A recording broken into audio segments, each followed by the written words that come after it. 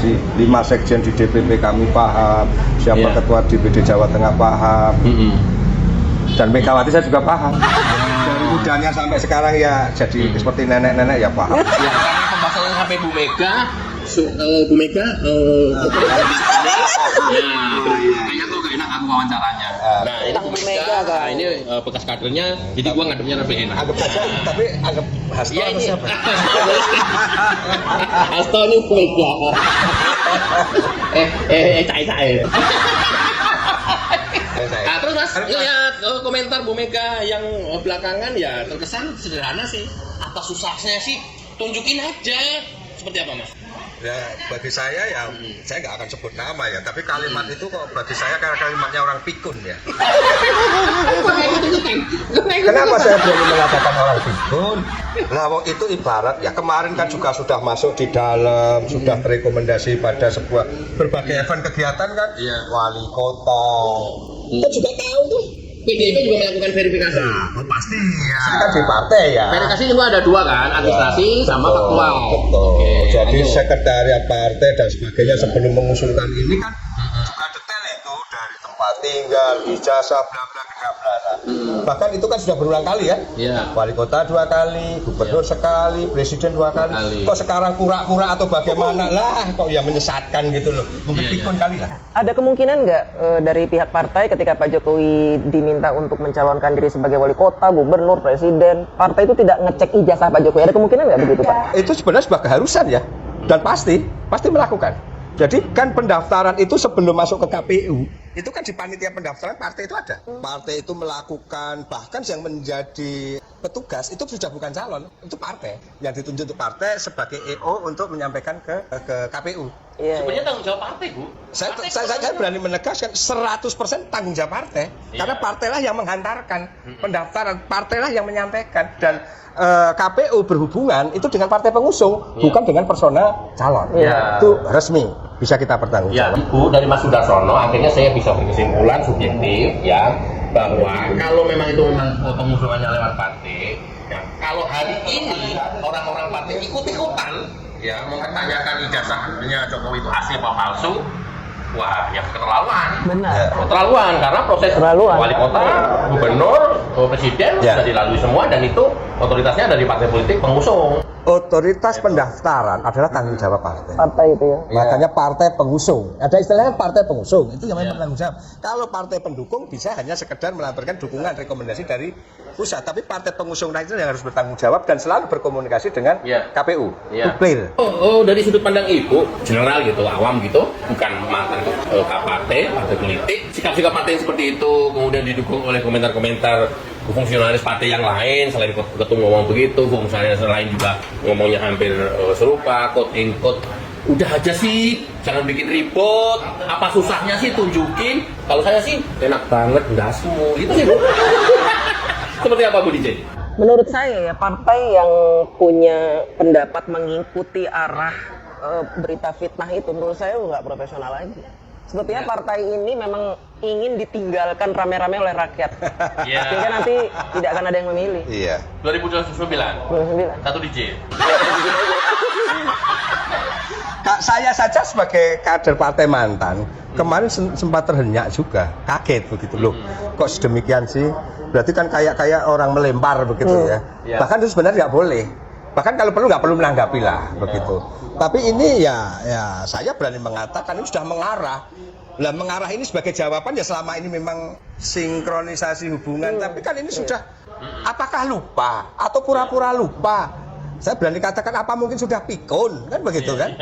Lah segala mekanismenya tanggung jawabnya kan harus ada. Tanggung jawab loh. Meskipun tidak, dan meskipun juga tidak perlu berbangga diri, partai itu yang merekomendasi yes, merasa memiliki yes, tapi dengan segala hormat. Kalau itu tidak dipilih oleh rakyat, ya tidak. Nah, contohnya partai itu kemarin mengusung yang lain, rakyat nggak menghendaki, Ya nggak jadi. 16%. Nyungsep ya Pak. Nyungsep. Kalau sikap ya Bu Mega seperti itu, menurut sampai tunjukin aja sih. Ngapain bikin ribut-ribut? Tinggal tunjukin aja apa susahnya. Pendapat pribadi ya. Keluarga juga boleh. Justru lu mau ikut-ikutan bikin ribut. Harusnya ada jawaban yang lebih menyejukkan, menenteramkan rakyat. Sepertinya dalam hal ini Ibu Mega ini menunjukkan ketidaknegarawannya.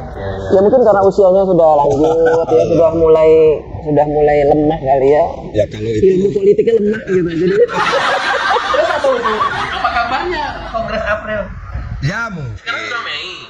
Kalau dijadwalkan April, saya nggak tahu ADRT-nya kapan. Kalau udah habis, nggak melakukan kongres, catat lagi nanti keputusan. Saya Sudarsono dalam hal ini kan saya sudah di luar kandang ya. Saya tidak ingin larut lebih lanjut, kalau perlu ya syukur-syukur nggak usah diadakan kongres lagi. Simpan bubar dengan sendirinya. Ya kan? Ada apa? Mungkin masih mempertahankan sekarang yang mungkin yang kemarin saya hadiahi karangan bunga itu. itu Pak, Pak Sekjen kan sedang ditahan. Iya. Penggantinya siapa sekarang? Enggak ada. Belum ada. Ya, mungkin beliau mengekatnya di sebuah organisasi tersebut, kita nggak tahu ya. Tanpa dia Begitu hebatnya ya, sampai segitu hebatnya. sampai nggak Tapi ada. Paling enggak ada deputinya gitu ya. Ya. mungkin di internal atau PLT. PLT enggak, gitu. enggak. Yang saya ketahui tidak ada penunjukan itu. Cuma kemarin sekilas kan penggantian jubir. Tapi sekarang kayaknya juga itu teraktif lagi. Tapi bagi kita sudah ya lah bodoh amat, lanjutkan saja lah gitu. Nggak perlu tersinggung kalian pada gitu, terserah itu rumah tangga lo gitu. Jadi malah kalau dilanjutin ya terima kasih, nggak usah diganti semua juga terima kasih. Toh rakyat yang akan memilih, mungkin itu yang terbaik. Ya. Tapi aku dengar salah satu fungsionaris partai PDIP juga yang berstatement bahwa ketika ditanyain perihal ini, sebenarnya yang bertanggung jawab tentang ijazah palsu atau asli itu bukan Pak Jokowi. Kalian itu salah alamat semuanya. Kalau bicaranya SD, SMP, SMA itu Dikbud. Itu tanggung jawabnya kepala sekolah dan Dikbud, terutama Dikbud. Kalau ijazah S1 itu tanggung jawabnya di Kemendikti, bukan Pak Jokowi. Salah alamat kalian gitu. Ini narasi-narasi itu sudah dibelokkan sedemikian tajam. Sampai ada narasi Jokowi SD-nya aja tidak punya, SMP-nya ada tidak punya. Nah ini kalau rakyat mempercayai ini berarti kan rakyat yang pekok semua kan? Yang pekok kita Pak Jokowi itu rakyat yang tadi, rakyat yang terpengaruh. Iya, penyesatan narasi. Penyesatan. Terus lagi kalimat sing gantung Jokowi dan sebagainya dari Rizal dan sebagainya. Ya Allah, Provokator itu Pak. Itu kan provokator. Kalimatnya tajam loh. Mungkin sebelum ini ya, ini kan masih sekitar itu. Tapi izinkan saya untuk menyampaikan Bu DJ, Pak Sagri dan semua teman-teman. Saya seperti yang menghadapi di Solo. Tanggal 16. Digital jejak juga masih ada. Saya di situ, saya melihat, saya mencermati. Ada kalimat-kalimat orang datang kan tujuannya kan katanya silaturahmi. Nah ini apa silaturahmi model zaman atau model orang-orang pekok? Orang silaturahmi kepalanya pakai ikat adil Jokowi. Iya. Untung aja yang punya rumah nggak keluarin celurit tebas ke lehernya. Iya kan? Ini real itu. Terus orang mau datang silaturahmi temuan saya, bisa saya pertanggungjawabkan, semoga Polda Metro, Mabes Polri tolonglah ini. Ini kan sudah mengarah yang lain ya. Tanya kepada rumah, itu rumahnya Mulyono ya. Lah untung saja nggak saya pukul. Kalau saya pukul nanti kriminal lagi. Tapi apakah seperti ini terus akan menjadi budaya kita? Jadi kalau yang katanya, ya kan mereka dengan bahasa baik-baik silaturahmi, itu silaturahmi model mana? Untung saja beliau. Nggak usah Pak Jokowi, coba itu ke rumah kalian. Ke rumahnya Megawati, adili Jokowi, mungkin satgasnya akan adili Megawati gitu. Iya. Rumahnya Megawati, waduh. Terus itu Mas Agri. Jadi itu saya pelaku gitu loh. Iya. Polda panggil saya, kesaksian saya. Saya mau menawarkan diri kok. Iya. Bukan cari panggung enggak, tapi kalau di plesetan itu kan sudah biasa ya. Iya. Tapi ini kan real. Karena kalau itu dibiarkan, itu kemarin itu apapun bisa terjadi di situ. Orang dibunuh di tempatnya Pak Jokowi aja bisa. Lalu datang kok kepalanya di polisi adili yang punya tuan rumah. Sekarang Mas Agri datang ke rumahnya Megawati, gak usah Megawati, tokoh bangsa yang lain lah. Amin nangis taruh katanya. Yang katanya Adili Amin Rais gitu. Adili Amin Rais. Atau itu benar ya rumahnya si Sengkuni, taruh kata. Mana mungkin dia nggak akan marah. Kalau tidak ya karena mungkin sesuatu ini ya. Jadi hal-hal itu. Kedua, pemelesetan ke depan ini para pembenci-pembenci itu tadi melebar gantung Jokowi dan sebagainya. Masya Allah. Nah kita sebenarnya gini, ketika ada orang yang menuduh mantan kepala negara ijazahnya palsu, itu menurut saya itu mengada-ada. Karena apa? Mantan kepala negara tidak mungkin tidak terverifikasi ijazahnya. Karena apa? ketika memeriksa dokumen-dokumen orang tersebut pasti melalui beberapa tahap yang rumit, bahkan double cek.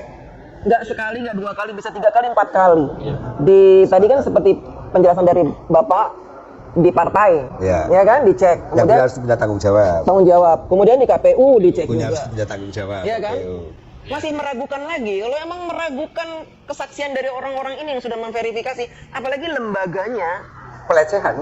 Iya, lembaganya sendiri bilang asli lulusan. Lembaga Lembaga UGM-nya itu menyatakan bahwa asli ini ijazahnya dan memang lulusan sekolah kami. Tapi kan mereka bilangnya apa? Oh, ini dibayar. UGM nutup-nutupin. Ini begini. Kalau memang kalian tidak percaya dengan itu semua, ya sudah. Bubarkan republik ini aja. Ya sudah, kalian pindah saja ke negara lain. Oh, oke. Itu aja. Kalau memang alot nanti alot di pengadilan, mungkin nanti akan datangkan banyak saksi-saksi. Di antaranya dari PDIP pasti ada yang datang. Karena apa? Mereka ini kan juga salah satu orang yang memverifikasi. Mereka harus bertanggung jawab dan menjadi saksi. Nanti kita lihat jawaban mereka di pengadilan seperti apa tentang dokumen Bapak Jokowi. Kemudian dari UGM pasti akan didatangkan. Dan nanti endingnya ya sudah pasti ijazah Pak Jokowi asli. Tidak terbantahkan lagi. Nah, orang waras saja, Pak. Sekolahnya bilang asli kok nggak percaya. Berarti kan emang ada sesuatu yang disengaja supaya untuk membuat berita ini jadi ribut, rame. Nanti mereka akan ada agenda-agenda terselubung setelah ini rame. Iya, mereka tidak percaya peraturan yang ada di Indonesia bahwa untuk meneliti sebuah ijazah itu asli atau palsu hanya ada satu-satunya lapor di Mabes Polri. Tapi mereka malah ngajak orang asing. Itu artinya apa? Berarti mereka itu yang disebut ante asing. Ya, selama ini dia tuduhkan ke Pak Jokowi ante asing, ternyata mereka yang ante asing. Termasuk kemarin tadi ini karena seorang partai mantan begitu. Ya berarti jangan percaya kepada partainya aja, partai yang dulu mengusungkan. Karena apa? Meloloskan. Jadi banyak. Udah memulai duluan, Mas. Udah nggak percaya lagi sama partai. Udah mulai duluan. Kalau mereka sudah nggak percaya kepada lembaga-lembaga hukum yang ada, alat-alat pemerintah kita yang sudah ada, terus mereka kan benarnya mereka sendiri. Belum lagi kalau kita kupas juga siapa mereka. Itu kan selama ini orang yang memang apapun yang dilakukan oleh seorang Jokowi dianggap salah kan? Betul. Ya kita kayak apakah itu orang-orang dari sebuah partai tadi atau para pembenci, ya kan? Siapa mereka gitu loh. Dalam artian bukan dibandingkan dengan Darsono, siapa mereka dibandingkan dengan Jokowi yang punya sejarah panjang, punya kebijakan dan dipilih oleh mayoritas rakyat. Itu kalau masalah ada kesalahan beberapa hal, tapi kan persentasenya itu hanya sekian persen. Mayoritas mencintai, mendukung, memilih, puas. Masih tinggi elektabilitasnya Pak Jokowi itu. Itu kok nggak percaya? Ya berarti kan tadi Budi silakan mereka buat negara sendiri atau dipulangkan ke bikin aturan sendiri buat negara sendiri. Nusa Kambangan aja. Bu, kira-kira ya untuk Bu. Kira-kira setidaknya 4 ya. Setidaknya 5 yang udah disebut inisialnya itu kena nggak kira-kira? Analisa liar aja. Kalau menurut saya kena semua itu, masuk semuanya. Kalau analisa saya. Masuk ya. Dan Masuk sekarang semua. masuk semua. Kalau saya boleh nambahin, ya harus kena. Kalau tidak kena malah berbahaya. Iya, betul. Jangan sampai hukum negara kita ini bisa diacak-acak oleh gerombolan pengacau mereka seperti mereka itu. Kalau inisial urusannya polisi nanti akan menjelaskan. Nggak bisa tidur. Nggak bisa tidur. Itu nanti. Nah sekarang ini kemarin kan pemanggilan yang terakhir itu adalah Roy Suryo sama Dr. Siva. Nah yang kemarin 2 orang itu yang tidak diduga-duga dan tidak disebut dalam inisial stres juga tiba-tiba dipanggil. Dari Sentana itu. Kalau ibu melihat ini apa? Ya memang mereka harus dipanggil. Karena kan secara tidak langsung mereka ikut membuat berita ini menjadi besar, menjadi semakin terblow up kemana-mana, termasuk si Sentana itu. Yang aku katanya saya nggak tahu apa-apa loh. Selama ini kan jejak digital dia di podcast dia itu jelas sekali. Komentar-komentar dia seperti apa. Ya kan itu yang diambil oleh polisi. Kalau saya gimana? Ya tunggu giliran kalau itu tunggu giliran. Ya, kalau saya jadi kalau saya melihat mereka itu apa ya, nafsu, penyampaian, gaya, mimik, pesuluk ini loh. Kayak tadi yang Sentana itu kan si hostnya itu dengan kegairahan, kesemangatan seakan-akan mimik saja ya. aktivis. Kayak nantangin gitu ya, Pak? Kayak Kayak nantangin. nantangin, kayak melecehkannya, Masya Allah. Kembali lagi, dia itu siapa gitu. Dibanding loh ya, Iya. Pak Jokowi begitu kan, mimik gaya lah, karena Pak RH dan sebagainya juga dilihat podcast-podcastnya dia termasuk yang ini kan kemarin dia mengomentari masalah pembimbingnya beliau dan sebagainya. Bagi kami provokatif sekali, mengarah banget untuk membuat asumsi pemikiran rakyat ini mengambang. Bahkan kemarin ada terjadi sopir sama kenet, pertengkaran sopir sama kenet, Debat. karena kenetnya mendukung Pak Jokowi, sopirnya si sopir itu kebetulan ya mendukung, bukan terpengaruh kepada yang ini ungkapan mereka. Kenetnya diturunin dari Klaten, padahal ini kendaraan ini harus menuju harus menuju Solo, dia jalan kaki.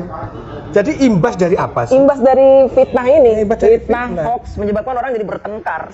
Iya. Jadi nggak akur. Jadi nggak akur. Harusnya guyup jadi nggak akur gara-gara tadi itu pro dan kontra soal ijazah palsu ini. Masuk Pak Eko justru ini. Sampai ada penyampaian kemarin Roy Suryo diundang penyidik seakan-akan wah mereka diberi kuliah umum. Masya Allah itu pelecehan hukum bagi kita, bagi saya. Bagaimana Bu Dice? Seolah-olah polisi itu nggak ngerti apa-apa. Nggak ngerti Yang apa-apa. pinter tuh mereka doang. Mereka berani loh dipanggil mengatakan katanya diberi kuliah umum, memberikan kuliah umum.